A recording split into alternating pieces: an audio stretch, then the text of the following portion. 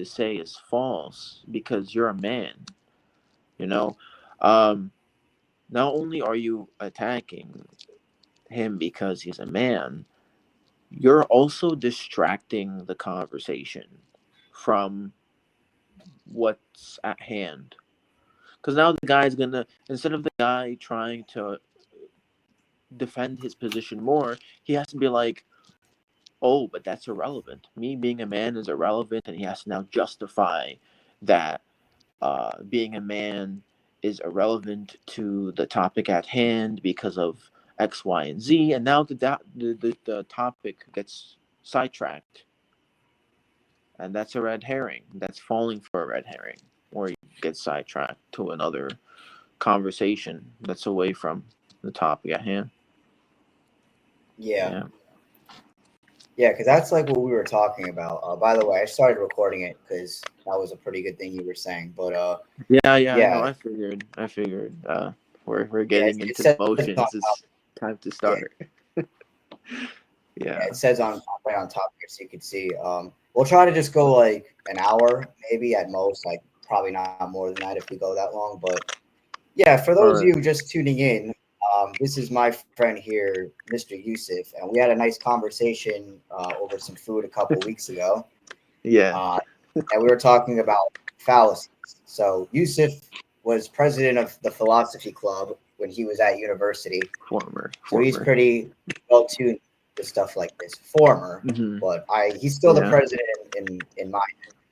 All right. Well, something that's very common, right, is okay with abortion, right, where it's like if someone is a man, a lot of women will say, "Well, you're a man, like you have no right to have an opinion," which is completely shutting someone down just based on their gender.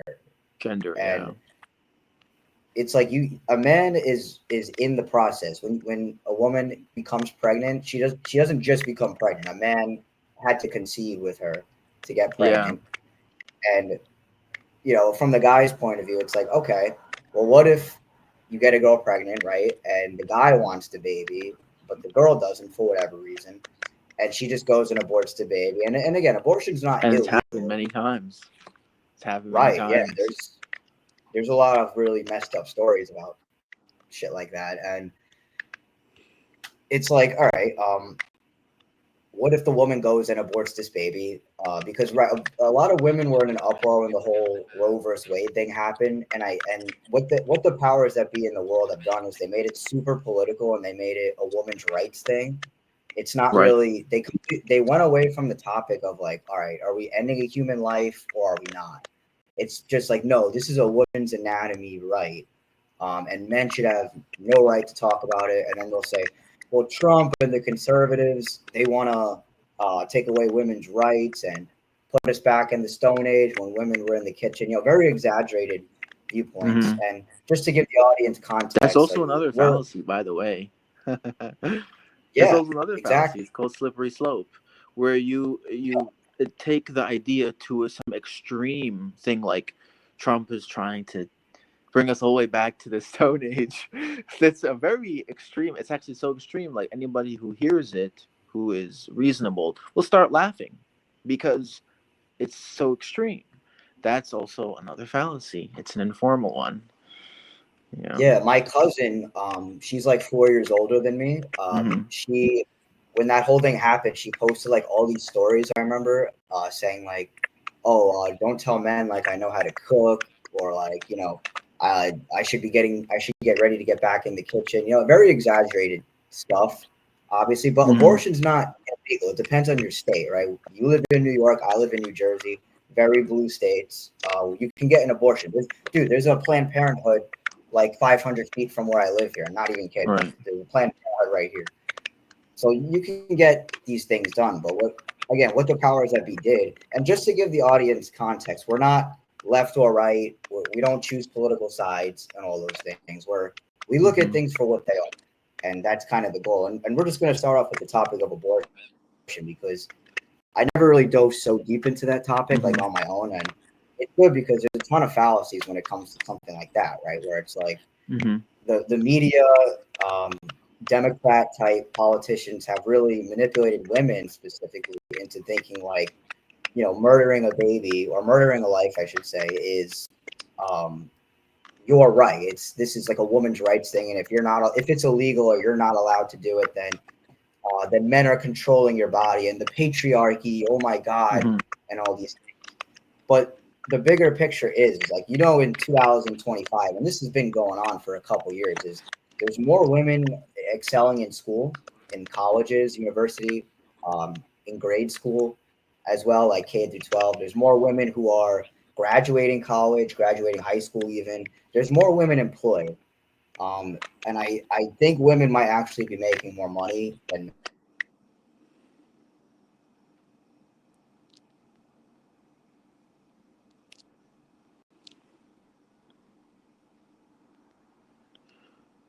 I think you cut out,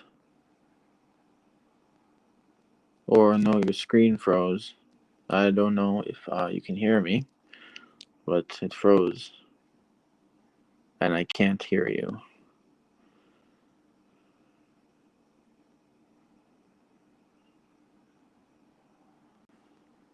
Oh no. um, I don't know if you can hear me or not.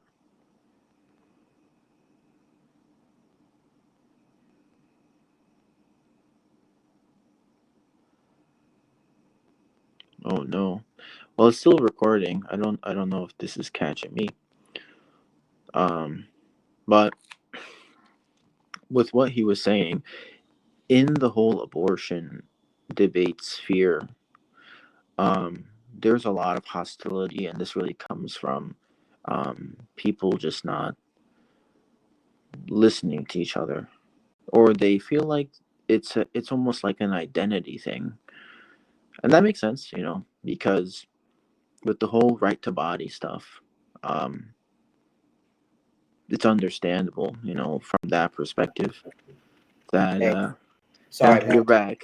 It Yeah, says sorry. that it's recording, so I just kept on talking. Oh, that's Um, all right. Perfect, dude. Yeah, good thing you didn't yeah. leave. Otherwise, we had to restart. No, I Dude, wasn't. sorry. I wasn't gonna leave. I know sometimes, the internet or whatever, and it's not perfect, but it's okay. You know. I was just Yeah. saying that, like, So what were you saying? you were saying something, but I just started talking because you know, so they can just be silent, and I'm just gonna smile at the screen, when I was recording.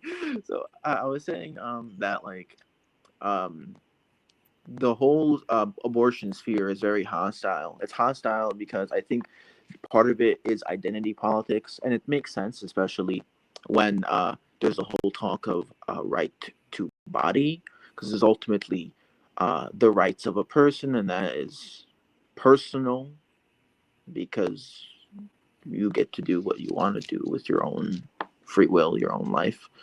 And when like that kind of talk happens, it is really difficult to navigate really any conversation when there is hostility. Um, and the hostility doesn't have to be there just verbally. It could just be from the outset. Like anybody who enters a discussion already prejudiced against the other person, that's just not going to be a fruitful conversation at all. And I think it's a mistake even to put these kinds of topics in debates because they are already so, like, polarized. Debate really is really entertainment. It's just going to watch like the WWE or something. Um and even it's not even quite like that either, because it WWE is like role play. But um these debates are really hostile because each like the audience is split for their for like either either interlocutor in the actual debate, and it's really rare. I mean, I like debates, only because I get to listen to both opposing sides, but I don't pick a side. That's a mistake. because although I might lean towards one perspective, but then the other person kind of has some good points. That's like the way that I look at it. But I don't pick a side and try to like yeah, I hope he gets him, because the problem Yeah. is like when you fall, I guess, fall prey to the I gotta I gotta be with one guy through like thick and thin. There's a kind of bias where even if the guy makes a or girl makes an error in reasoning, you'll try to rationalize. No, no, no, that's not what he meant. That's not what she did. No, that's what they're like. That's a problem already, because you're not there for truth. You're there for like which side, like defending my side, and that's no longer seeking truth. That's just like an echo chamber in some sense. Yeah. So no, abortion is just one topic where you can explore fallacies in. Is But that an there's ad hominem? many. What happened? Like, is that like an ad hominem? Like, if a girl's like, "Oh, you're a guy, you can't have an opinion on this," is that an ad hominem? That's it. Yes, that's an ad hominem. You are not. Um, in a way, yes, it is in a way, but it's said in a really informal way. Um, a more clear cut example is like if a guy is saying, fetuses should not be aborted because they are living beings, and then the girl's like, what you just said is false because you're a guy and you don't have a right to talk about this stuff. That's ad hominem, because you're saying his argument is false because he's a guy. Yeah. No, And then no. they'll take it a step further, be like, "No, you just don't want women to have rights," even though That's those. a straw man fallacy. Okay, that is like three fallacies in one. That's a straw man fallacy, and because that's not what he said. So she misrepresented his argument and attacked a weaker argument, which is you don't want women to have any rights at all. That is such a weak argument because that's obviously ridiculous. And that's also a slippery slope because that's so extreme. If he were to argue, if you were to be arguing something like that, if he were, he would be committing a slippery slope. But he's not. He's saying, that a fetus has a right to live, and then her response is, well, you just don't want women to have any rights at all. That's a straw man. And then it's a red herring because now he has to go if he feels justified in trying. Uh, I'm sorry, if he's trying to prove that that's not his position. Now he's got sidetracked from his argument that fetuses have the right to live, and Mm. to no, no, no, I'm not saying that that I don't want women to have no rights, because I'm saying X, Y, Z, and so now he's trying to defend himself from this outrageous like accusation, So if you and he's do no get longer accused of talking that, about the like, other what would thing. be So it's a red herring. What happened? is someone like, let's say, you said that you think that abortion should be illegal, and then a woman's like, "Oh, well, first of all, you're a guy, you can't have an opinion on it, and you just want to take away women's rights. That's why you want abortion to be illegal." Like, how should someone respond to that in the rational, logical sense? Oh well, I mean, in that regard, if someone said that, um, I think the best way is just to say that's not what I'm saying. You just say that's not what I said. Um, And then don't go any further. Just and like, then no, don't that's go in, not. or also don't go any further, and don't accuse her of committing a straw man, because when you do that, and I've learned this just from experience, not in the abortion debate, but in other debates and other discussions, Yeah. when you accuse someone of illogical thinking, they will then combat you on that. Um, so you don't even say, oh, and you're committing a fallacy. You're being illogical right now. No, you just say I didn't say that, and then you move on. So I didn't say that. I'm talking about a fetus should have a right to live, and we have to determine what is more important, um, a right to life or the right to have the right to terminate it.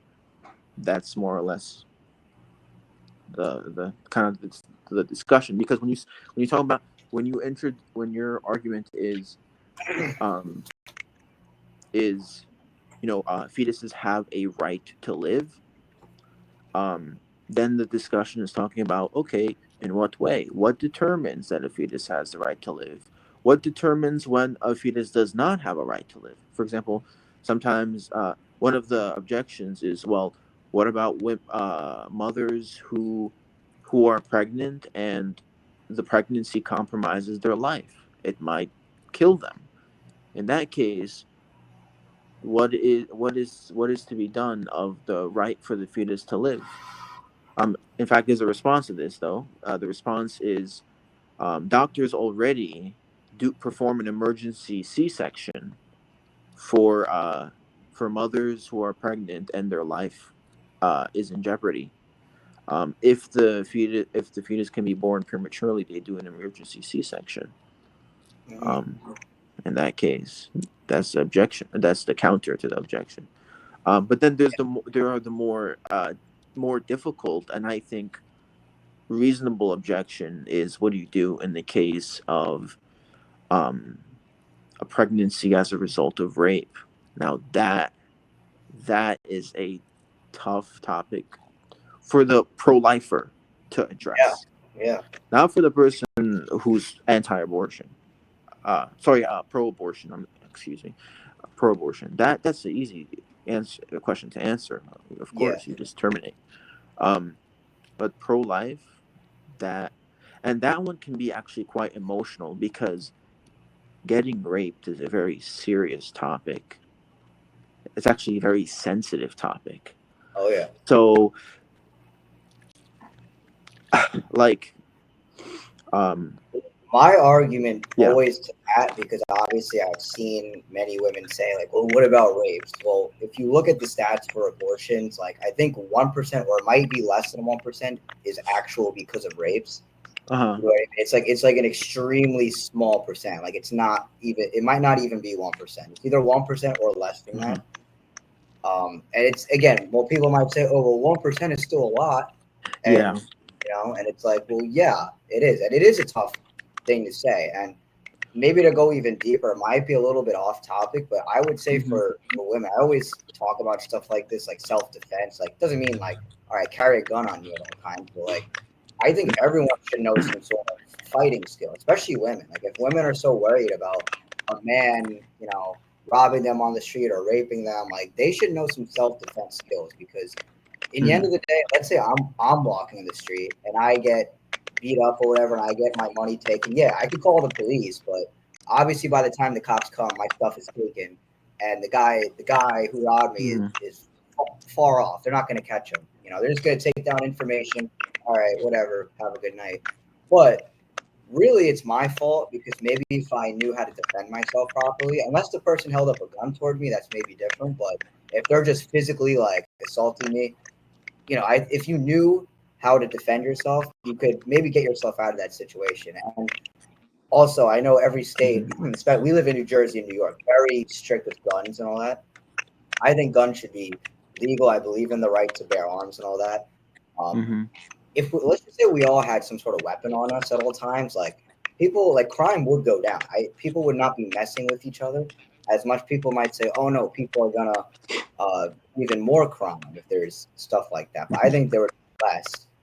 And this is also where education needs to come in, proper education, because hmm, the biggest reason why everyone is so messed up in the head is because the school system rear-ended us with lies and nothing of importance. It teaches us what the government wants us to know, and it doesn't teach us what they don't want us to know. Very, very simple. So obviously, it's a very deep and extensive topic.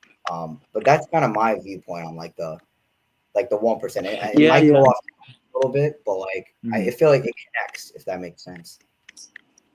Yeah, I mean, I think that everyone is more or less responsible for themselves and where I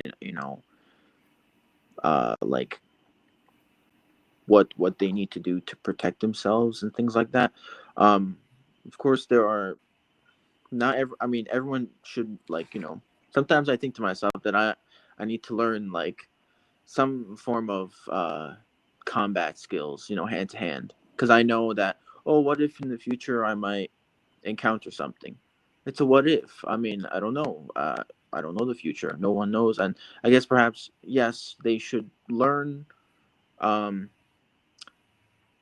but even then, some people might know some hand-to-hand combat or some kind of defense skill, and still, the man could overpower the Yeah. woman. It's also really expensive. Like it's not like a gym membership, which is Yep. affordable for the most part. Like fighting is typically like $200 a month, and Hmm. like I'm not in a position where I can afford that. I used to do boxing a little bit, and this is Hmm. like 5 years ago, and like I haven't done it really since 2020, 2021 maybe because I just can't afford it. It's a lot of money to do that. And obviously, Yeah. like people who Hmm. watch my channel know how I feel about money, the currency, and Federal Reserve, and all that. So again, everything goes very deep. We're not going to get so deep into everything here because we'll be here all literally for days. Yeah, I I don't mean, think. we can already see that we almost nearly went into the having guns or not having guns discussion nearly, um, because or not we got kind of close because we're talking about the right to defend yourself, or not even not the I'm sorry, not the right to defend, but having the ability to defend yourself, Yeah, and like having some type it of just weapon started from on the you, rape. or should Like, all not right, have a weapon, should you be armed, or do you have not have a right to be armed, etc., etc. um sorry, what did you say? that it stemmed from like the rape That things. stemmed, yes, that stemmed from the rape. And the thing about the rape objection is that yes, it is one of the more extreme examples, um in terms of the whole abortion discussion, because the vast majority of pregnancies are accidental through consensual relations as Yeah, opposed to non-consensual. But that doesn't mean, just because the rape statistic is very minuscule compared to the rest of the data that we're considering, doesn't mean it doesn't occur. That's not what you said. I know that's not what you said, but it's worth pointing that out because some people will object and say, "Oh, but that's just a very tiny, little, tiny statistic, and that can be taken quickly the wrong way, very quickly, especially someone who it might like this whole abortion, pro and anti-abortion thing is, let's say, emotional or personal to them. They can very quickly just assume yeah, that you are minimizing, um, and that's ultimately, again, like back to, I guess, fallacies and whatnot, but also just like healthy discussion. I think when people are discussing, they have to be really aware of their own biases and their own the assumptions that they hold. A lot of people's assumptions just based on their background knowledge, what they have dealt with throughout their lives. And so when they see a certain response from someone, or someone says something, they assume, oh, I experienced someone else in the past who said something like this, and they were, you know, disrespectful. And so the assumptions just quickly jump the gun and think that the other person is doing the same thing. Um, I don't know if the shared screen saw it in the beginning, but it said on the screen that there are formal and informal yeah. fallacies. Here I know. you're clicked on ad hominem, which is informal. Um, formal logical fallacies are a problem in the actual logic of the argument. Um, like the actual, like, yeah, like the logic of the actual argument. Um, the example I can give it, probably maybe the most simplest one is, there is a fallacy called affirming the consequent. I think it's called affirming the That's consequent. I don't know if it's there. Yeah.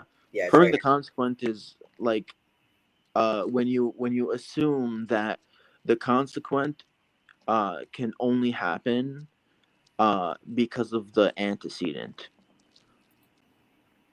Yeah, only because of the preceding like part of the conditional. So every conditional, the most simplest conditional is like if then, right? So an example of this is like if you say if it rains, then the ground will be wet outside. Affirming the consequent is to say the ground is wet out the ground is wet outside, therefore it rained. But that's not always true. Sometimes the ground's wet outside because someone spilled a bucket or opened a fire hydrant or sprayed a hose. or the Like mildew in the morning. what happened? Or yeah, right, or there's like some dew. Um there's a whole variety of causes for why the ground is wet. So you cannot just say, "Oh, the ground is wet outside." That's affirming the consequent of the conditional, and and then say, "Therefore, it rained." No, not all the time. But there's a different type of argument that goes something like, "If and only if it rains, then the ground will be wet outside. The ground is wet outside, therefore it rained." If and only if is just saying, like, it's basically, uh, ground is wet outside equals rain, or rain equals uh, ground is wet outside. This is like naming a specific cause only for the ground being wet. So it's a logical problem. It's just a logical problem in the argument. Informal fallacies are when there's when there is a problem with um, it's more like the content of the argument. Um, Yeah, or like yeah, the content of the argument. I would more or less say that's what makes an informal fallacy, and it's called informal because yeah, because it has to do with the content. Formal has to do with structure. And yeah, formal has to do with structure. Informal has to do with the content. So like red herrings. It's not about the structure of the argument. It's just about people talking about something irrelevant to distract from the topic at hand. Strawmans is just um, like misrepresenting the argument and then refuting it and then thinking you have beaten your opponent, but you haven't. Um, there's, I believe, argument from ignorance is also um, informal. Argument from ignorance is when people say something is false because you don't have enough evidence. And there's also the flip side, something is true because you don't have evidence. Something what's similar to the argument from ignorance is the burden of proof fallacy. The burden of proof fallacy is when the burden of proof fallacy is the most like easiest example is the whole God debate. You know, if you have like a Christian or a Muslim arguing with an atheist, and the atheist asks the Christian or the Muslim, or I don't know, maybe even Jewish. I don't know if Jewish people engaged in theological polemics and apologetics, but um, when the Christian or Muslim says, sorry, when the atheist asks them, "Oh, like, how do you know God exists?" and the Christian or Muslim says to the atheist, "How do you know God doesn't exist?" That's the burden of proof fallacy. It's like, it's not their burden of proof to prove the opposite. They need to prove that what needs to be proven is the positive, right? It's like, Yeah, so it's kind of a form of argument of ignorance because it's like the person is assuming that there's no evidence to the contrary, therefore it's true. So so in that case, when atheists say like when they ask them like you know prove the opposite. because if they can't prove the opposite, therefore it must mean that their claim is true. But so there's a lot of these fallacies, and they're hard to spot. They're really hard to spot, even with me, like They are, yeah. studying fallacies, because they're so intuitive. They sound good.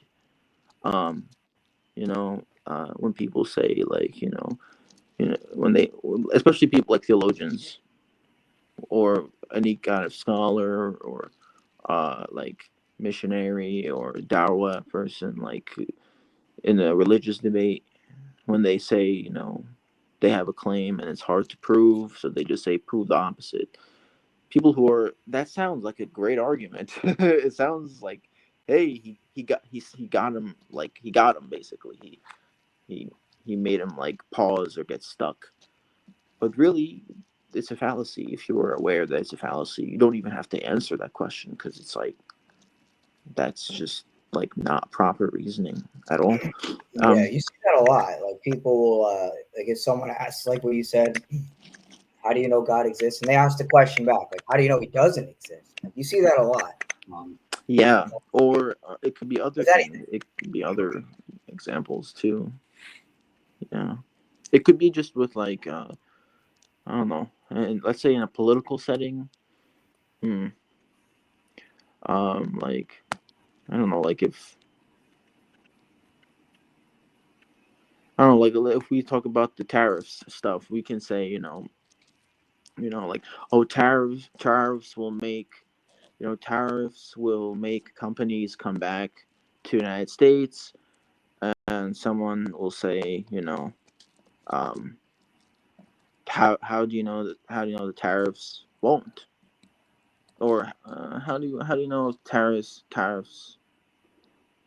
Yeah, yeah, yeah, yeah. If that's someone's claim, but they don't try to prove it. Instead, like someone will say, how will the tariffs bring back the companies back to the United States, so they can do manufacturing in the United States. If someone questioned them and then they said to them, how'd you know they won't? That's like, whoa, you didn't even prove your point yet, so why are you even asking that question, like, yeah, because you that's why it's called shifting the burden of proof, because you're like, oh, I'm not going to prove my point, I'm going to make this guy prove the opposite, and because he can't prove the opposite, therefore my point is true. That's argument from ignorance, and that's also a burden of proof fallacy. So, like that, it happens all the time, and people don't know, and it sounds good, like a good argument, but yeah. people It don't could be know. even funny too sometimes, like a little It's funny. It humorous, can be fun. You could do it with anything. Yeah, And it's but I hard. guess really like, Yeah. yeah, I To guess like notice. Yeah. what me and Yusuf are trying to get at, because I mean, most people like they're not going to see their own bias, right? It's even like you have to be a really self-aware person, and I would argue Yeah. most people will say they're self-aware, but they're truly not. And I'm trying to figure out like how can we get people to realize their own fallacies? How can we get people to stop engaging in stuff based on emotion and based off of a crowd, if that's the word, or like a team Hmm. mindset, like what I was saying in the beginning. It's like they've turned all these issues in the world, they've made it political. That's one, but two, it's like, well, my team supports this, and this is what I believe. It's like there's kind of stereotypes to what the Hmm. conservative, the Democrats believe, and typically the stereotypes are true. That if you're on the blue team, you're going to support the typical blue talking points, and if you're on the red team, you're going to support the typical red talking points. The people might not even really know or understand what they're supporting, but because they hate the other side, they either love their political candidates so much. Let's use Trump, for example. He's a great example of this. There's Trump derangement syndrome on both sides. You either love him or you hate him. There's like really no in between. Hmm. Like, for example, the left just opposes the right because they hate them. It's not even like they support their own party. It's more so just out of hatred for the other side. Now, is that some sort of fallacy where it's like they're supporting something not really because they do, it's just more so for hatred of the other side, of the other argument? Hmm. Uh. Um. I'm not really sure. Honestly. I mean, I could see that someone who is in that position would commit fallacies to the opposing side because they are trying to support their own position. But is it fallacious to pick a side and do everything in their power to betray the other side, or like to pick a side and hate the other one? Not that I can think of. But if I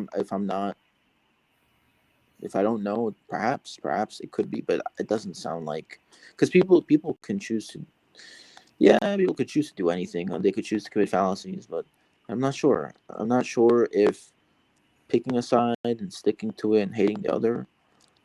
Well, if you're hating the other side, if in fact if you are not only hating them but also like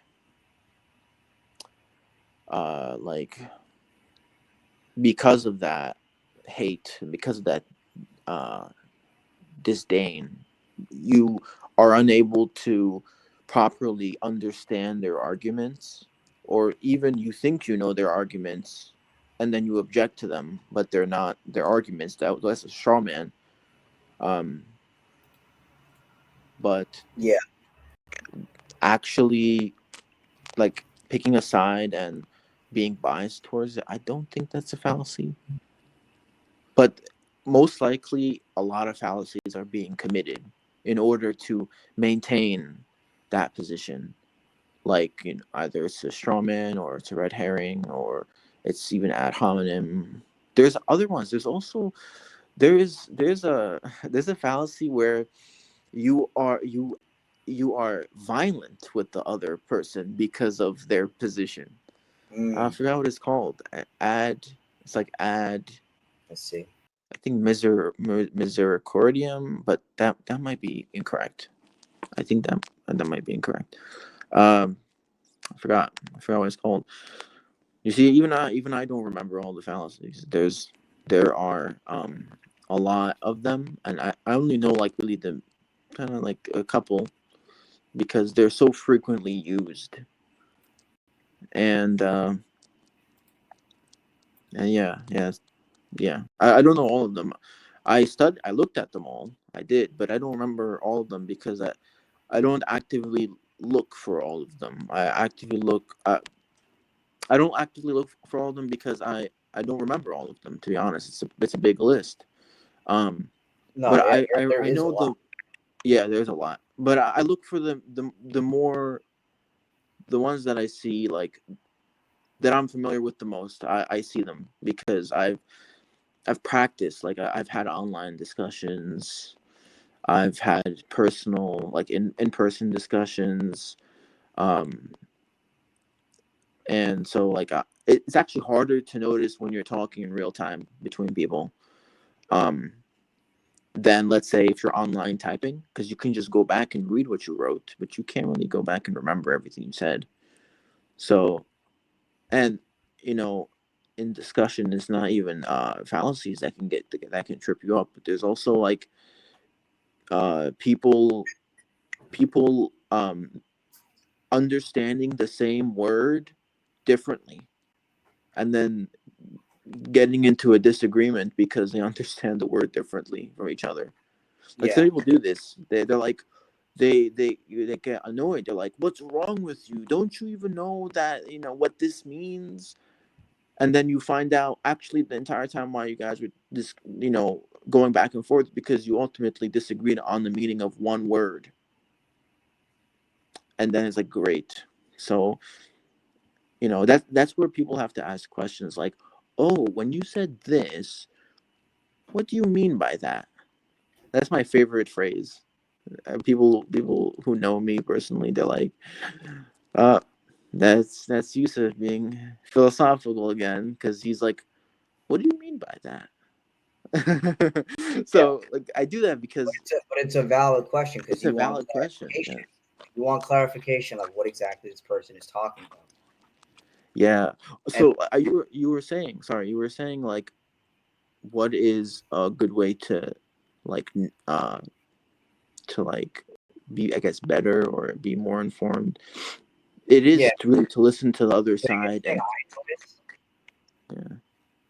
the biggest thing I notice is ad hominems because like I have X. I don't know if you use X, but and same with Instagram. I say X and Instagram are the apps that I use the most. I like read comments of what people say. A lot of political or controversial stuff will come up, and what I see the most is just people attacking each other's character.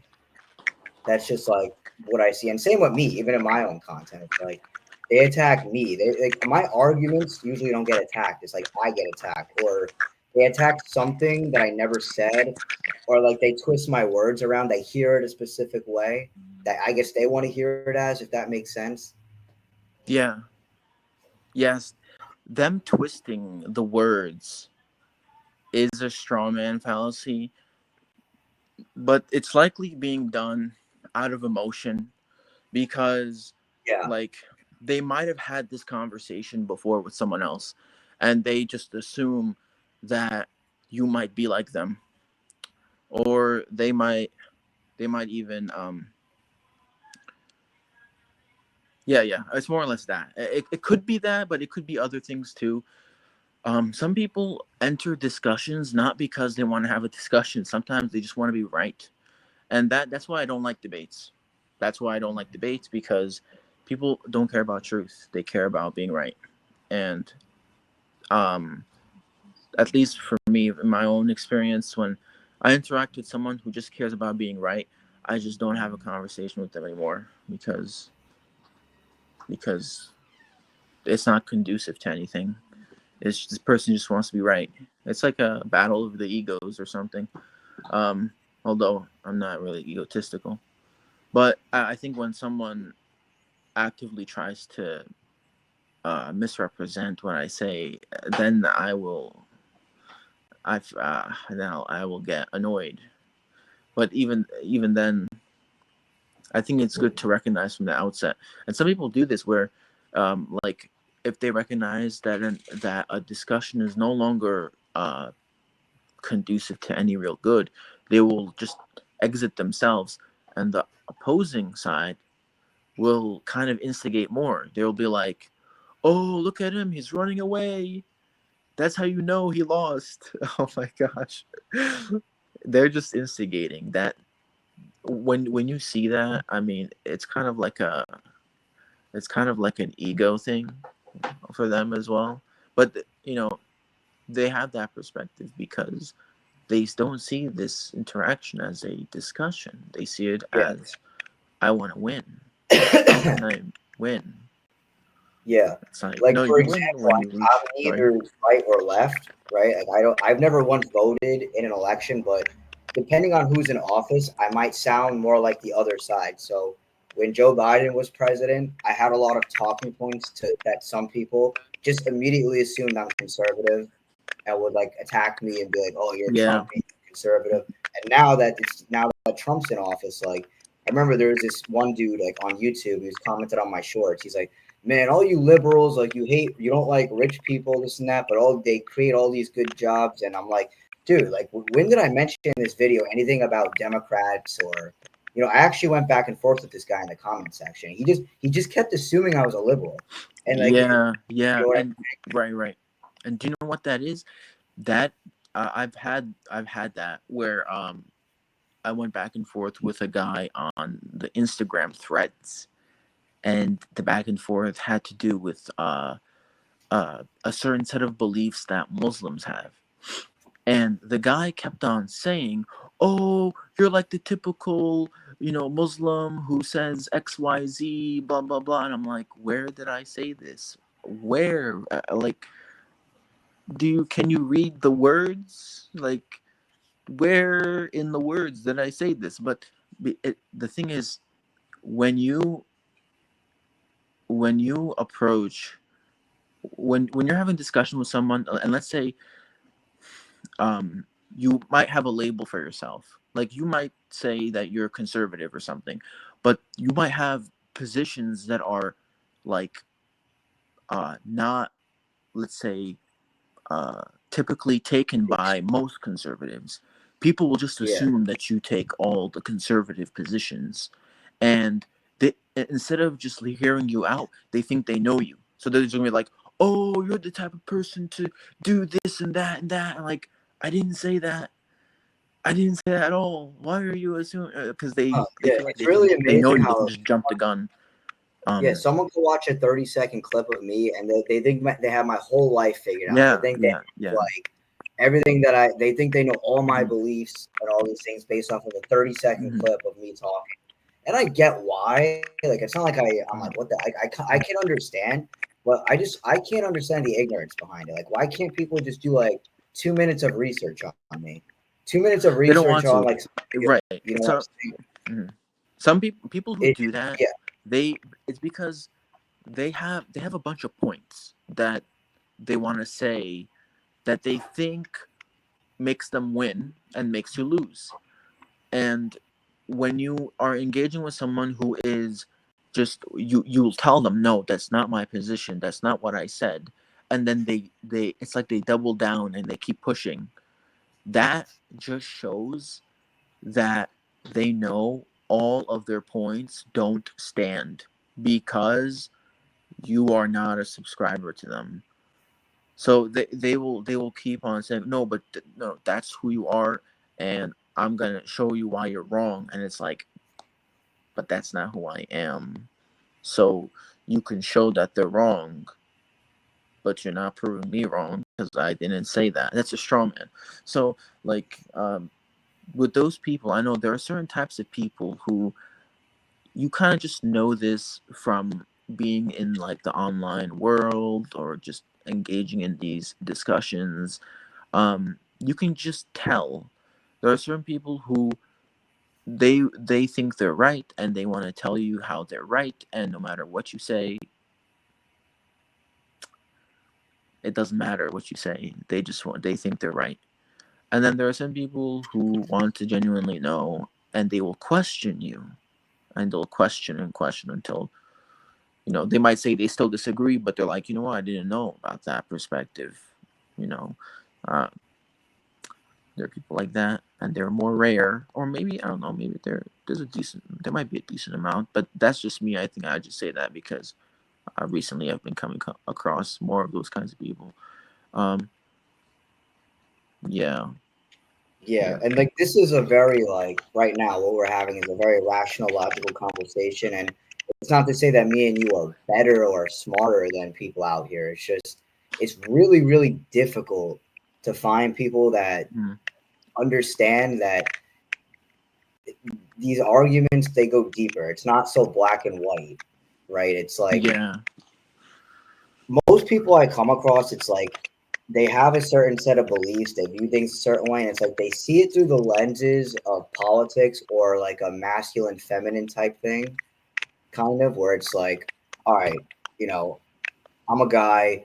Like for example, a lot of my friends like they don't really know truth as extensive as me, and they a lot of them think like the problems in the world are stemming from Democrats.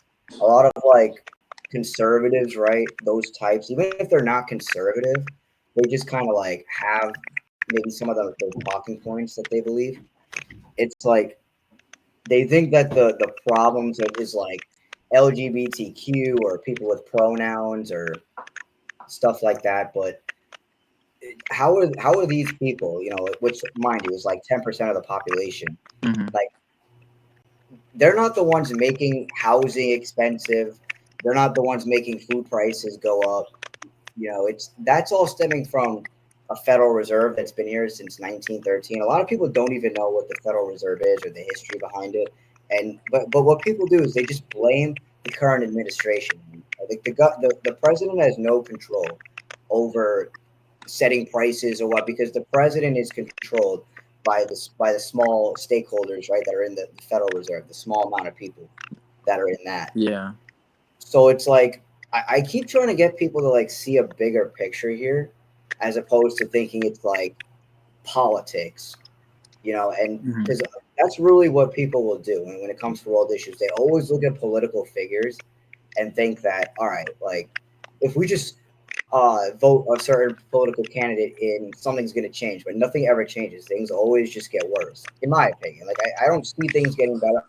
I hope things would get better, Hmm. but that's the issue. People hope, right? They pray things get better. They don't put anything into action. It's like they outsource their own responsibilities to someone in office, and it's like what we were talking about before with police, even, right? Like Mm-hmm. people want to outsource their own responsibility to protect themselves because you're responsible for your own life. Like no one else is responsible for your life besides yourself. So it's like people just want to outsource their right to maybe bear arms or even just defend themselves, hand to hand combat, whatever it might be. And they want to give it to a man in a uniform who's going to come when the deed's already been done. So that's really always the goal of my content. Is I try to get people to see the bigger picture of stuff, and it's really hard, man, because people just can't see it. Like I don't. It's like no matter how rational I explain it, there has to be something on the other person's end that that they do some research or they try to understand these things because, like I also said, like the ad hominem is the biggest thing that I see. Is like, all right, well, this person's gay, so I'm just gonna dismiss like everything they say. Or Yeah. this person has, and I even used to be like this just a year ago. If someone had pronouns in their bio, I would dismiss what they say. Now, don't get me wrong. Typically, when someone has pronouns in their bio, it means they're already very blue and Yeah, yeah, yeah. and all That that. that's But that's the whole presumption or presumptive part. yeah, That people, because I know what you're talking about. It's the whole stereotype of if you meet a woman with pink hair or blue hair, it's you have found someone that is obstinate. They don't listen. They're loud, and they take everything too personal, and they are like the you know stereotypical Karen, so to speak. Um, yeah, and it's typically but true, right? Like people that's with also, it's colored hard. hair, It's they hard not to wear. do that. I know what you're talking about. I know what you're talking about. It's hard not to do that because Yeah, that type of archetype of a person is very destructive because you can't. They don't. They don't offer any kind of space for a civil discussion. Instead, it's all emotional and yelling and whatnot. And so, when you see someone with pronouns, you think this person is going to be like those other people who have pronouns. Um, but they also have the same presumption about conservatives. They do the same yeah. like presumptive thing, and that's not good because it's like you're coming to the discussion already thinking you have figured out the other person. But there's no way you could have figured out the other person. It's just not possible to even know that. Um, and that's where all the hostility is. People just come and they think they know the other person. They're just gonna destroy all their points, and it's all about let's beat them. It's like no, you're supposed to try to understand their perspective, and if you disagree, you can say, I don't really see what your point here. I don't see your point here. I don't fully agree here." But if a person immediately gets hostile, that's already it's already kind of like a barrier. Um, yeah, when I was running the philosophy club, I had my officers. They are pro pronouns. They're like they subscribe to the whole transgender movement um and things like that. Um, and I don't subscribe to it, but I don't shun them. I don't. Yeah, I listen to their perspective. I understand the idea of like gender or perhaps identity is a spectrum, in some sense, sure. But I don't fully agree with it. Like I know there was a whole bathroom debate yeah, whether it's female to male or male to female should be using. Let's say it's female to male, they should be using the men's bathroom, or they should have a right to. Or if it's male to female, they should be using the women's bathroom. And in that debate or that kind of discussion, um, they were. I remember even in this philosophy club meeting because we would have discussions about this. Um, they would. I remember people who are on the pro transgenderism side would say, you know, they have a right to use the bathroom that corresponds to the gender that they feel they are. And I was like, and I remember I didn't fully agree with it because um they want to make the change with uh they want to make the change despite, people of the same gender, or the people who agree with with the gender of their birth, have no input. So uh that was kind of said in a kind of scattered way, but what I mean is, like, people transgender people want rights to use the bathroom that corresponds to the gender they feel, and those who do not agree with that are assumed it is assumed that they would not feel comfortable with that, because transgender, I remember the argument was, that, let's say, male to female transgender people, they would say, oh, we don't feel comfortable using the bathroom in the men's side because we're not men, we're women. So allow us, give us the right to use the women's bathroom because we're women. And but they neglect that women who were assigned female at birth, who use the women's bathroom, wouldn't feel uncomfortable by that. And same Yeah. thing for men assigned to be males at from birth, and that's who they feel they are, wouldn't be uncomfortable by that if there were female to male transgender people using the bathroom. So there's this kind of a stalemate where it's like both sides feel uncomfortable, but the those who are non-transgender, like cisgender, it's called cisgender, like those who are cisgender, their feelings are completely ignored. um uh so I that's why I had mostly disagreed with their position. And there was the idea of, what if, like, we just created bathrooms for each, gender, but then you need 4 rooms, you know. And also the objection to that was, well, when you create a separate place, it implies that it's not what we say we are. It's just, it's complicated. It's really complicated. It And is. the Because thing then you're is, going to like, get people who huh? are, well, it is, like you said, it's complicated because then there's going to be sick people who, I would say this is more so going to be men who would say, oh, I feel like a woman today. And they're going to go in the woman's bathroom more to be a pervert than to actually, because they actually feel that they're a woman. And that's Yeah, obviously not going yeah, to be most men, but there's going to be sick people that do that, and that's going to be big issues for women because now you're going to have a grown man or whatever in the bathroom with you, your daughter, whoever.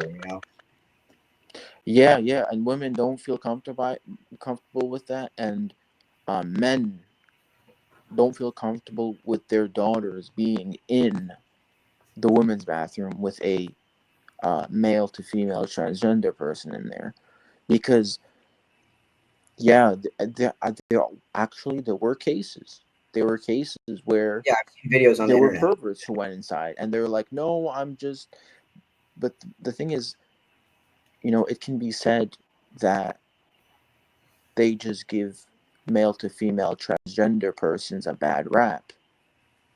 That could be said, like, a transgender male to female could say, yeah, that guy's a fucking pervert, like, you know what the hell. But they also would give them a bad rap, in the sense of, like, look what you did, now you're going to make everyone think that anyone who's a male to female transgender that goes into the woman's bathroom is a pervert. Yeah, Right. And the thing is, a lot of Americans do this. They blanket whole swaths of people as one group because of one schmuck who like came from that group. Like, you see this after 9/11 with all the Muslims. So, yeah, you know, but, that's actually, that's a fallacy. It's called the generalization fallacy, where one person has done something and therefore all of them have done it. Right. Hasty generalization. That's what it's called. Hasty Yeah, dude, generalization. it's really sick, man. Because like you said with the Muslims, dude, people at my job, right? Not just my current one, but previous one. It's like they think Palestinians are terrorists, like all of them, and like Mm-hmm. there's like, oh, screw those terrorists. Like they're like, how Mm-hmm. often does the United States get attacked by terrorists? Like, very, very rarely. And I know there's been Right. big terrorist attacks.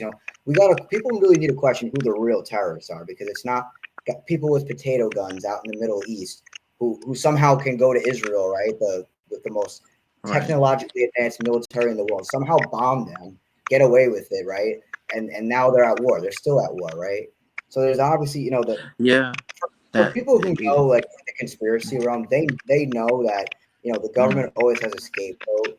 They have people to blame, and it's really interesting how they were when Israel and Palestine in 2023 when that kicked off again, how it almost felt like the war on terror again back in the 9/11 mm, days. They just what they do, these politicians or whoever, these people on TV, the micro influencers now on social media, is just they use this word terrorist, and it's a fear mongering tactic.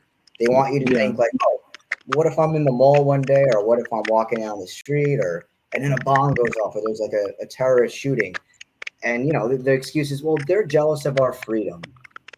But what freedom do Americans have? We don't really have much freedom. Yeah, we have free will to get up, make our own decisions right now, but we're being manipulated every day to think a certain way. Yeah.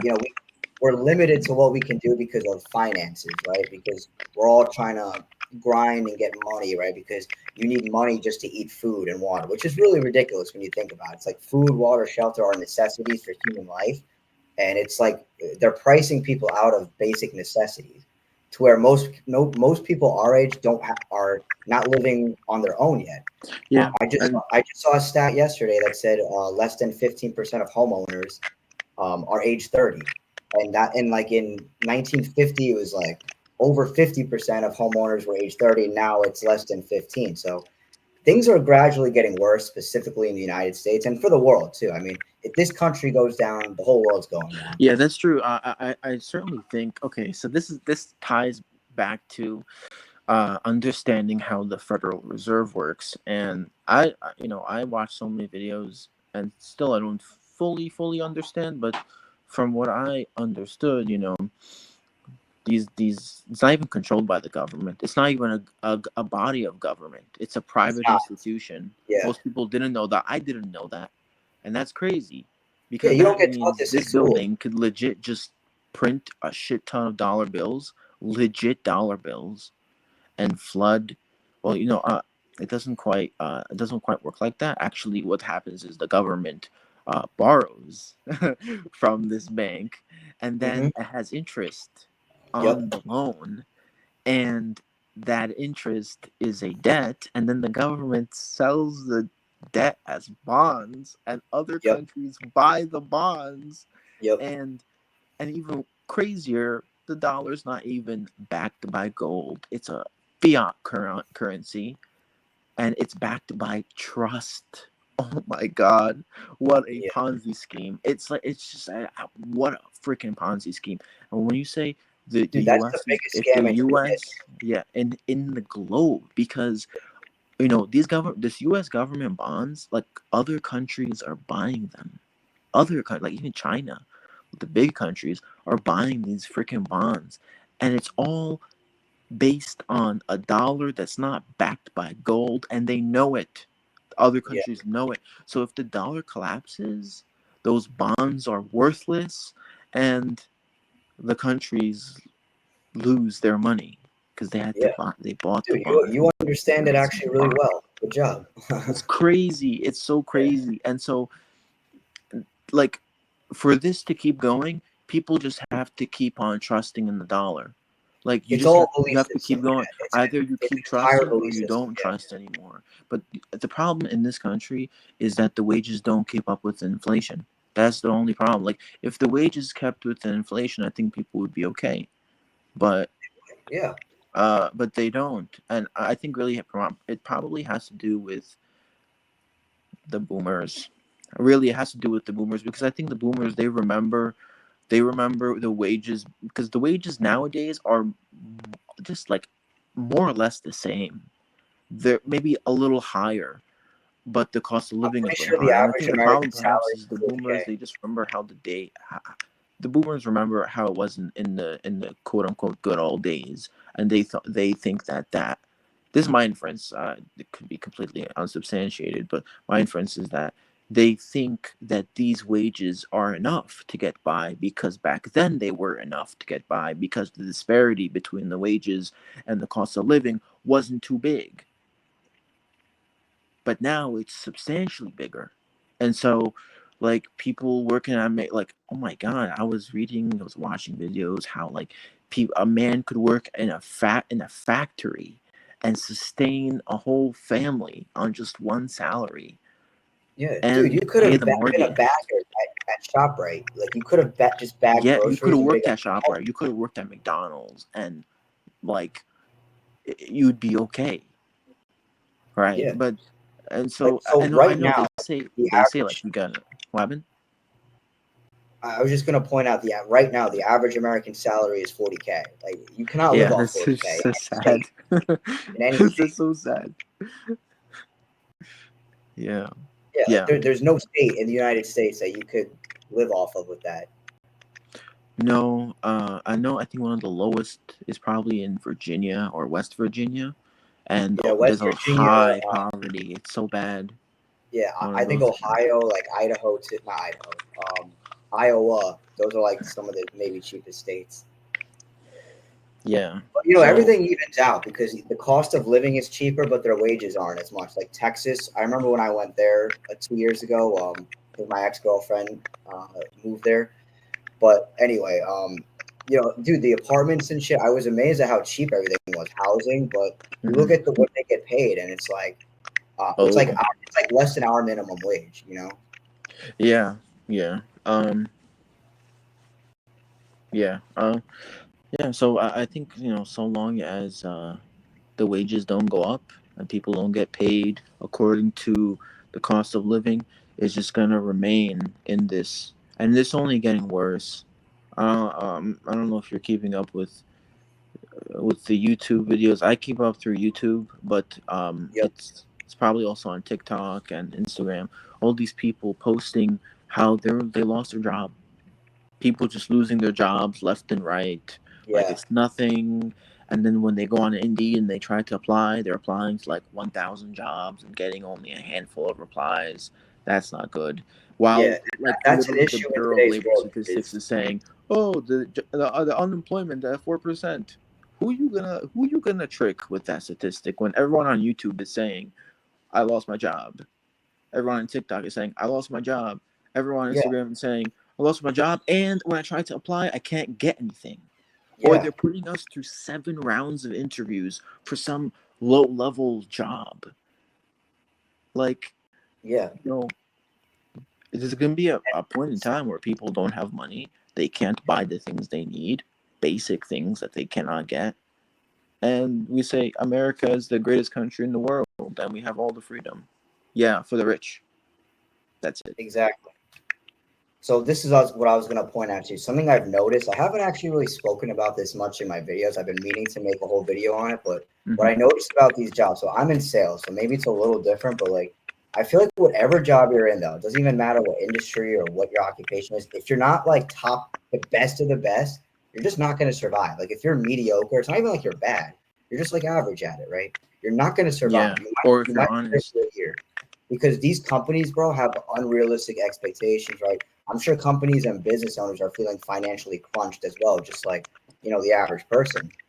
But Mm-hmm. like, unless you're a big corporation who has all the money, like if you're a small business owner, especially in New Jersey, and I'm sure New York is similar, like the Mm-hmm. government and the state is constantly in your pockets, taking every tax dollar, fining you, Yeah, whatever it there's might be. three taxes in New York if you live in New York City.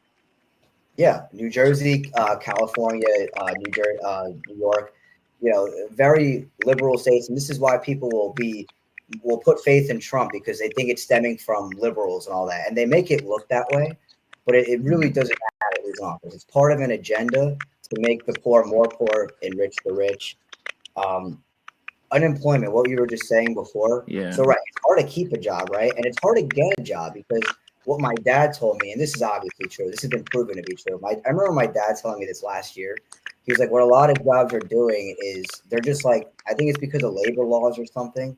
They have to post that they're hiring when they're really not, which is why most people aren't Hmm. hearing back Yeah. because these I companies aren't was really hearing that people. I was hearing that they do this because they somehow make money off of it. I really. think, and Oh, yeah, you got this to might pay be some tax. That's why. controversial to say. I don't know. It's an inference, and it stems from something. I think when Elon, before he left the office with Trump and all that, before now they're like enemies or whatever. Like before that, he was um he was supporting H-1B visas, and the problem with H-1B visas is you are hiring a foreigner, and they their visas their stay in America is really contingent on being hired by an American company.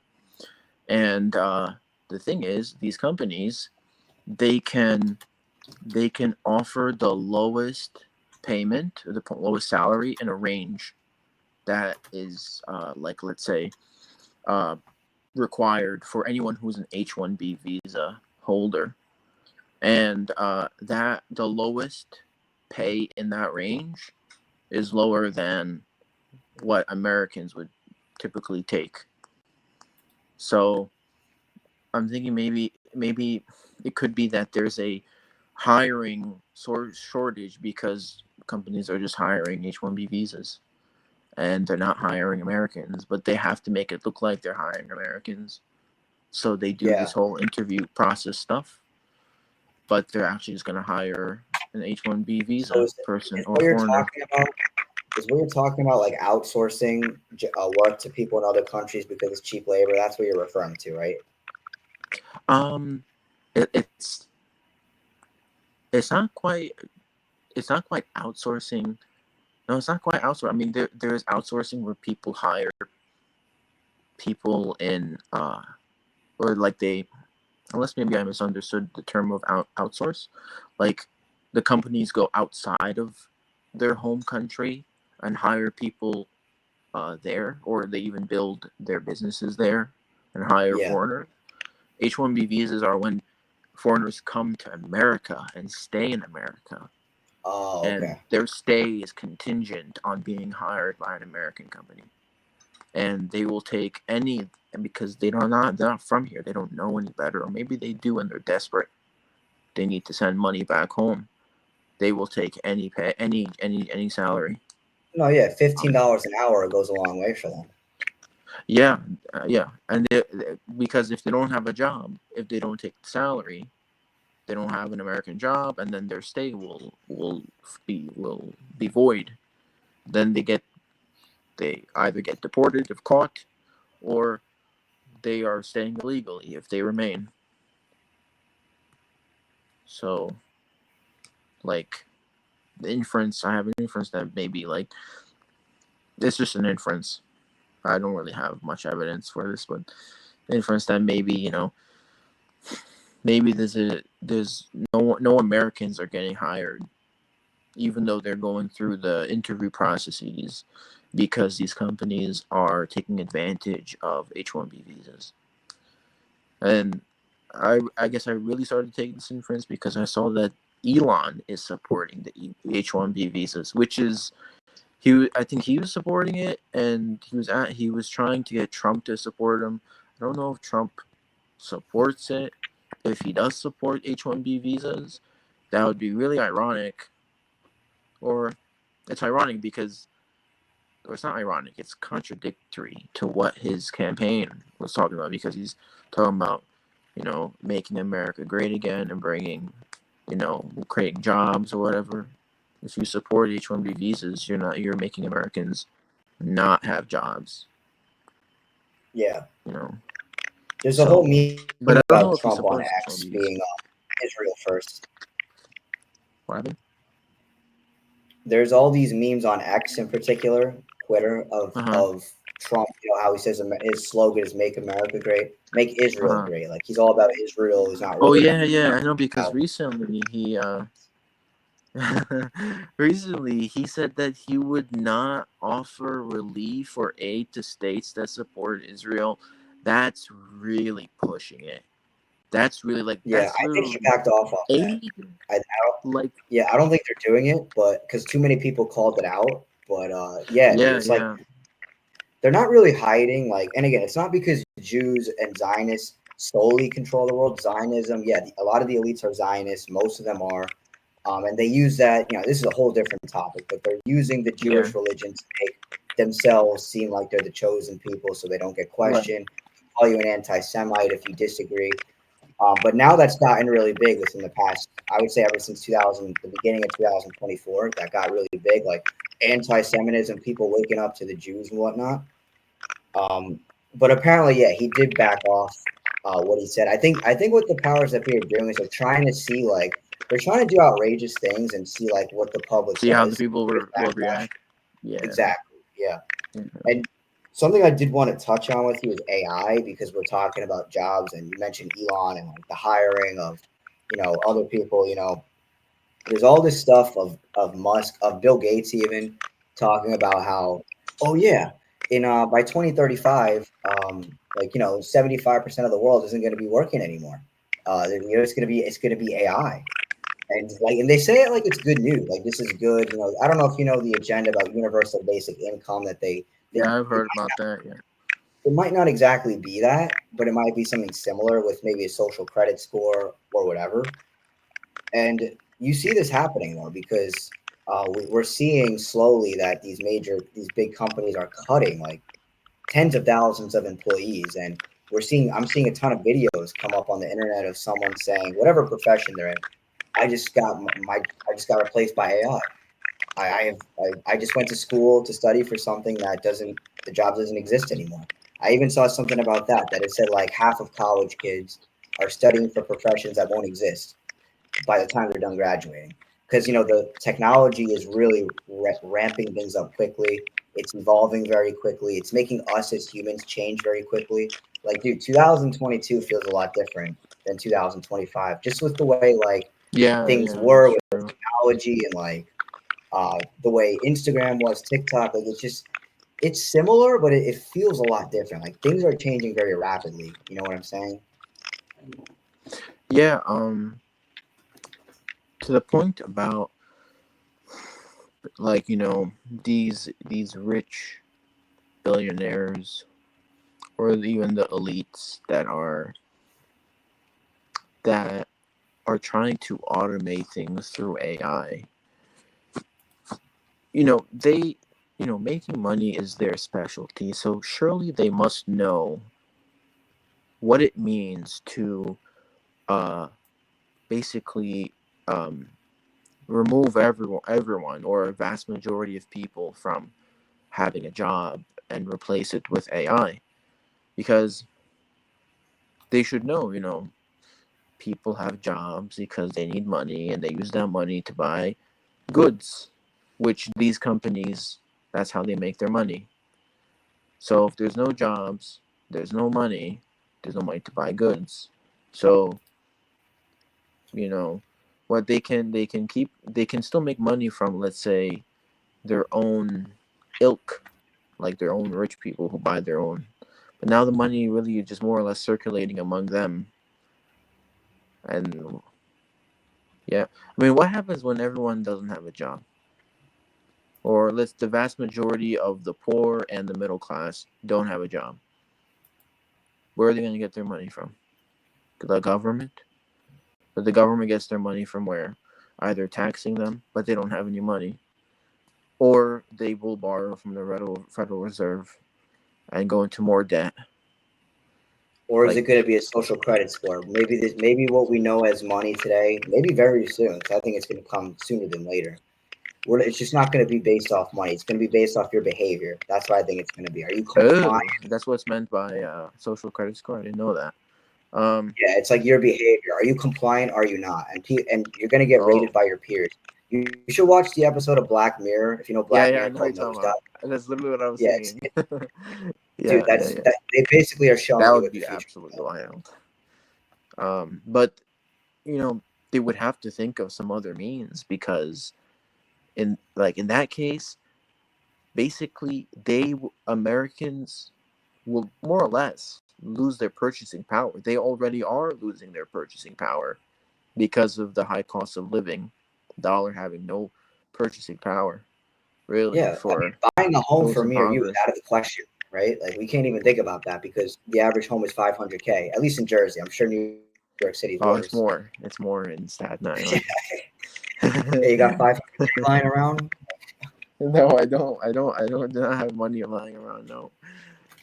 You know, I sometimes get this thought of maybe the only way to succeed in this country is to rack up a bunch of debt because the government is already racked up in debt. Yeah, they're in So 35 it's trillion, like probably more maybe now. the only way you get to live life is if you are in debt. Obviously, that's highly irrational, but Yeah, it's it's like funny how they never talk about that. So I never hear them say, "Hey, we're in $35 trillion in debt. Let's do something about it." They never want to do something about it. They just I want to don't make think the they profit. can. I honestly, because Yeah, they're not where are allowed. they gonna get that money from? Where are they gonna get the money to pay off their debt? I think there's more debt than there is real value of a dollar actually circulating in the economy. Oh, 100%. Yeah. Like, where are they gonna get money? If they're gonna take all the money from the middle class, I don't think it's enough to pay off the debt. If they're gonna take it all from the poor people who are below the middle class, I don't think they even have enough money altogether to pay off the debt. I think there's a debt because the rich have been hoarding the money. That's it. Yeah. They've just been taking Dude, it and keeping it, and they have so like that is the thing. Like they have so much money that like they could like let's look at like Jeff Bezos. Like how much is he worth? Do you know? I'll look it up right now. Like I think I saw like 250 billion or something. Or 240. 228 billion. Two how much?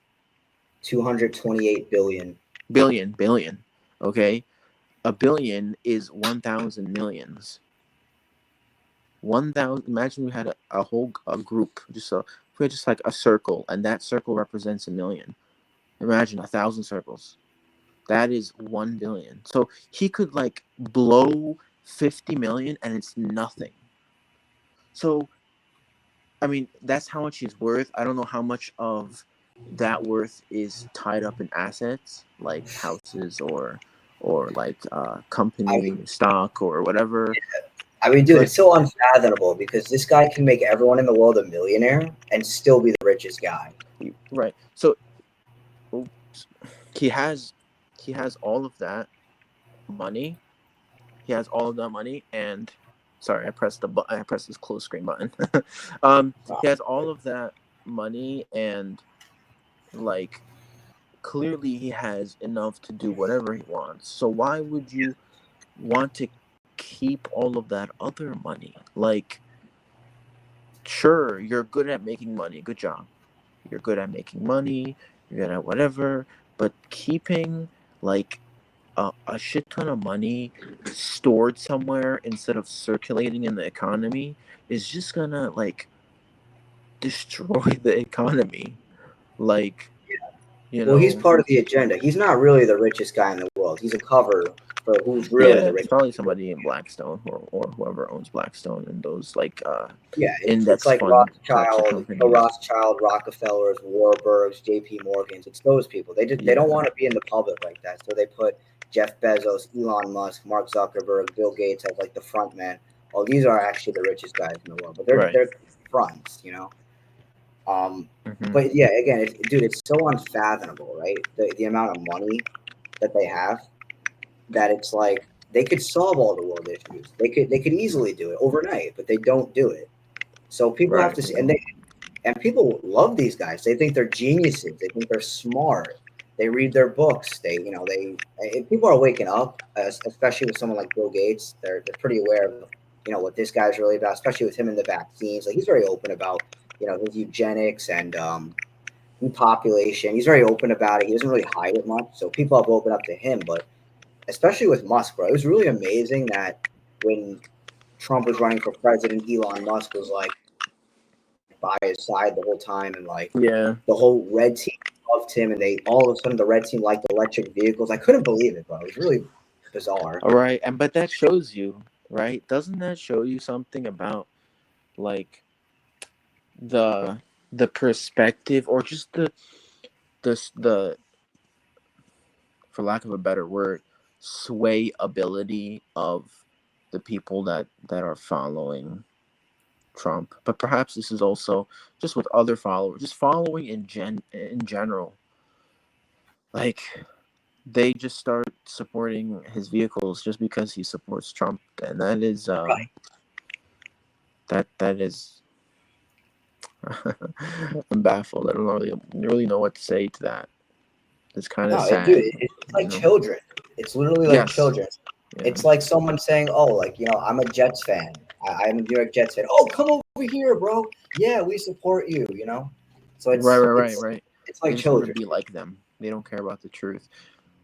So Yeah, mentioning of the truth, you mentioned previously that, what can we do to be better, and it really starts with yourself. You have to ask yourself, do you want the truth, or do you just want what what's comfortable, like what's comfortable and what's convenient for you to live the life that you want to live. But if you want the truth, like that's where you have to like tell yourself, okay, I'm gonna come across information that is going to be completely against what I thought I knew, and I have to give it a chance. I can't just, and you have to basically scrutinize your own ideas too. That's hard because they become part of your identity, and then you think like, you know, as you are researching those things, you feel like the world is a lie, or then you feel like you don't know anything anymore. Those are normal feelings when you're coming out of the things you've been taught as let's say a kid, like your parents taught you, or your school taught you, or even your country or society taught you. You have yeah, to just, if you want the truth, if you really care about what is true, you have to do that, and it is uncomfortable, but it doesn't make you wrong.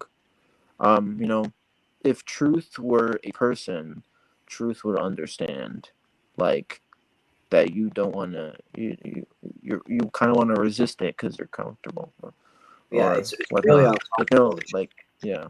So It's it's just part of the polarizing, man. process. It's like it really like hits you hard. The truth. And when you talk about it with other people, you sound insulting. It sounds like you're insulting Yes, them. you do. Yeah, You yeah. know.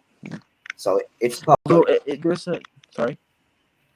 I was just gonna say people got to get uncomfortable to get comfortable. It's like going to the gym. It's like when you're studying. It's like Yeah, learning a new instrument. It's like you have to go through trials and tribulations. Say you were wrong, mess up a little bit, fall on your face, whatever.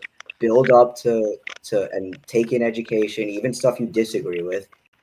And you have to be open minded and open up your heart. yeah, yeah. Like That is, you can't just listen to it thinking, oh, pick and choose what you want to believe. Like you have to really listen and try to rationalize. All right, this this makes sense, even though this sounds crazy, even though this makes me uncomfortable, even though I don't agree with it. You have to look at it for what it is. yeah. I mean, even if when you don't agree with it, that's a point of interest, because you can literally ask yourself, whoa, I feel this feeling of like strong opposition. Why is that? And you explore it, and it's scary, but it's also kind of exhilarating, and you find out, you learn things about yourself. You also learn things Yeah, about the world, and I don't know. Nowadays, I don't really see. I just don't see that. I don't follow the news. I don't follow the news when it comes to like CNN, Fox News, all that stuff. But even the more newer ones that try to stay away, like there's like the Young Turks, there's a couple others that are on YouTube. I don't even follow them anymore because it's just, when you're listening to it all the time, all the time, all the time, it's just constant arguing back and forth, back and forth, back and forth. yeah. And it's tiring. Instead, I don't know. For me, I found myself more interested in like trying to understand myself more, trying to uh, understand the world, but like in the most reasonable way that one could. I think really when it comes to understanding the world, it really starts with yourself. Yeah. Whatever, because you look at the world through a certain type of mindset, or you might know the world through the Bible. If the Bible is your, like your like like if it's personal to you, if it's valuable to you, it's part of your identity, you might just understand the entire world through the Bible. Or if you're a Hindu, through the Bhagavad Gita, or if you're Muslim, through the Quran, or if I don't know, if you're an atheist, it might be through secular humanism. Who knows? But Yeah. you have to like be aware of that. Um, you know, Yeah, and that's what a lot of people are lacking. It's just they're lacking the the skills to get uncomfortable. They're lacking the ability to get curious. They're lacking the ability to open up their mind and their heart. Because here's what it comes down to: if people, and I say this all the time, if people acknowledge, for example, what I say on my podcast is right, that means they have to change. If they accept within themselves that what I'm saying is correct, that means they have to change, and that means people are going to look at them weird because they're probably going to start talking about it with people. People are going to look at them weird. They're probably going to lose friends. Their family's going to say bad things to them probably, and they might even lose their girlfriend, their boyfriend, their spouse, whoever. Like you might lose your significant other when you start talking about these things. Um, and these are just yeah, consequences of the truth, and these people will exit your life. It's gonna hurt. It's gonna hurt really bad. But if you stay consistent with the truth and serve the truth, there's gonna be people that come in your life eventually, whether it be a friend or a significant other or just people in general, that that you're gonna start having such enlightening conversations with. They're gonna help you grow and elevate as a person. And you guys, if as long as you serve the truth together, you could cause some change. You could actually influence others to maybe look at the truth. And mm-hmm. it starts with seed planting, right? Like when you talk about this stuff with people, they're probably not going to get it at first. 9 out of 10 times not. As long as you plant the seed, and as long as maybe 5 years later, something's going to happen to them. Whether maybe they're going to have some Yeah, sort of spiritual awakening, or whatever, where they say, "Oh, I remember this guy Yousef. I remember this guy Justin said this. Let me look into mm-hmm. that." And then because you already planted a seed, and then the seed's going to grow, hopefully. But again, it's all on the other person. Like we could talk about truth all we want with people, show them all the proof, the sources, whatever, make the most logical sense of it. But the other person in the end has to do their part and get curious and look into this stuff. And you know, they have to learn Right, in basically. order And to achieve these are where the problems are understanding. coming from. Is lack of education is the real issue with everything. Everything we spoke about in this entire thing, whether it was fallacies, abortion, so what we're just talking about now, it all stems from lack of education. And again, you got to look at who's controlling your education system. It's the same people that print money from nothing. It's the same people that control your mainstream media, and it's the same people that control your politicians. And the school is a government facility. So again, you're being taught what the government wants you to know, and they leave out what they don't want you to know. It's actually really simple, but it sounds really crazy because it's like everyone you know is indoctrinated, and that's hard for people to accept. Um, so people need to start Yeah, taking responsibility. That's what it comes down to. People need to take responsibility because if they don't, we're going to end up at a point in time where it's literally nosedive. The Black Mirror episode, maybe not exactly like that, but yeah, similar. And I guarantee you, whether you're a conservative or a liberal, they're probably not going to like it because you're not going to have freedom of thought or expression. And I'm just going to leave it at that because it's getting late yeah, here. yeah, So long. So I'll let you, if you yeah. have any final words, Yusuf, I'll let you wrap it up. But that's how I'm going to end it. Yeah, I guess the last thing I would just say is when you mentioned education.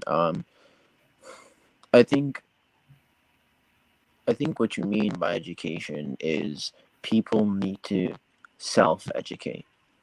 Exactly. I don't Because mean school like college or not going to the government controlled propaganda machine that that we call the Board of Education, you know, or yes. whatever other departmental education facility in a different state. Those are not. I used to teach. I mean, I taught in a charter school, but like, you know, they still follow Common Core. They still treat Common Core like it's the Holy Grail, but it's not. And they prioritize test scores over actual learning and other garbage. Um, no, like for me, my path to self education started in high school, but this is Mm. me like wanting to be more literate in terms of my writing, more being able to be more articulated in terms of expressing my ideas, forming my own ideas, and how knowing how to say them accurately or correctly. Learning how to listen to people, learning how to ask the right questions.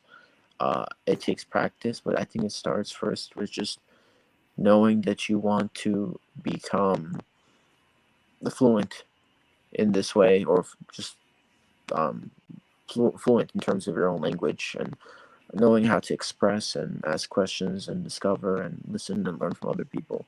That's self education. You do it on your own. And Yes. it's, like you said, taking self responsibility, not delegating uh, certain responsibilities to other people. People can't, well, you can learn from people, but like they can't teach you everything. You kind of have to do that on your own. In this country, you see a lot of people. They delegate. They delegate a lot to other people, whether it's waiting for cops to come to protect you, or waiting for the government to come to protect you. The government's supposed to protect you, but they don't fucking do it. Like they just Right.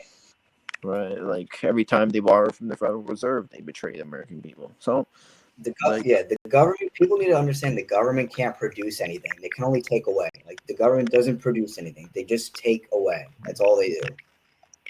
they're supposed to protect the people. They're supposed to, for example, protect the people from like rich influential people trying to bribe politicians through the lobbying system that they made legal.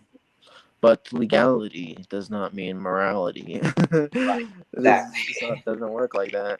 So um, the government, is not is just uh, they in some aspects they perhaps kind of still do, like they still spend on the roads. The infrastructure stuff is not great. It's not perfect. Wasn't Anyone that can our tell you money? that. They just go downstairs into the subway systems in New York City and see how garbage it looks inside of there, and you know that the New York State government is not properly spending funds on making it look good. Um, I don't think they give a shit about it looking good. Um, they just want to make sure everything is working. Um, but yeah, like the self education, you got that's something you need to actively do and actively maintain, actively refine that skill. And I think it's okay to make mistakes, and it's okay to be mistaken. Like and think you knew but you didn't, but at least you realize that you have a long way to go, as opposed to somebody who's acquired knowledge and they think they're on top of the world and they think they know everything. That's the what's it called? The Dunning Kruger effect. Remember we mentioned that when we were together. Yeah. Dunning Kruger effect. You come across knowledge, and you grow more and more confident and incredibly confident, and you feel like you know everything. You have figured it out. You have figured out the thing, and then you look into it more and more and more and more, and slowly your confidence is just drops because you realize how little you actually know. Yeah. Um, yeah, people who do PhDs realize this. Like, they will like pick one tiny little aspect of the field that they're studying and just study that like crazy, because there's so many things to know and you can't know everything. This is why you need other Yeah. people. because they will study those things and share their knowledge. And you need people. That's what you need. The problem I think with this country is they just We're think very that, hyper like, independent. they want to be independent and they want money. Right? Like they forgot that that in order to get these services, you need people, and to get good quality service, you need people. Like that's where you get the service, unless with the whole automation stuff. That's a different story. But yeah, Yeah, you self brought up a good point. education. That's Like, good. we need to put our skills together, our knowledge, our skills, because like you said, one person can't know everything. There's going to be something that you're better at than me. There's going to be something I'm better at than someone else, and so on and so forth. So we got to combine our skills, but we're all very hyper independent, and that's a different topic. That's part of an agenda to make it to divide us, so that we're just like, well, I'm just going to get my money and sit in my room here or whatever. I'm just gonna get money and ignore people. Yeah, it's money. As long as I got money, I'm happy. So, but it's like you're not. I know for a fact if I had $1,000,000 right now, it would make my life easier, but I wouldn't be happy. I wouldn't be like fulfilled. I'd feel the same that I am now. It might like clear some financial stress, but it's not going to solve my issues. Because my issues are much deeper than money. All of us, our issues are deeper than money. That is true. But yeah, man, let's end it here because it's almost 12:30 and we've been going for an hour. Right. Dude, I really enjoyed this conversation. We're definitely gonna make other videos. Do you have a YouTube channel? Like, do you want me to link your stuff? No, below? I don't have a YouTube channel. I should really start one, but I don't have one. All right, bro. This could be your first one. If you just create an account, you could post it. Yeah. Anyway, J Master Productions. Like, share, subscribe. Let me know what you guys think of everything we talked about. Take care. All right.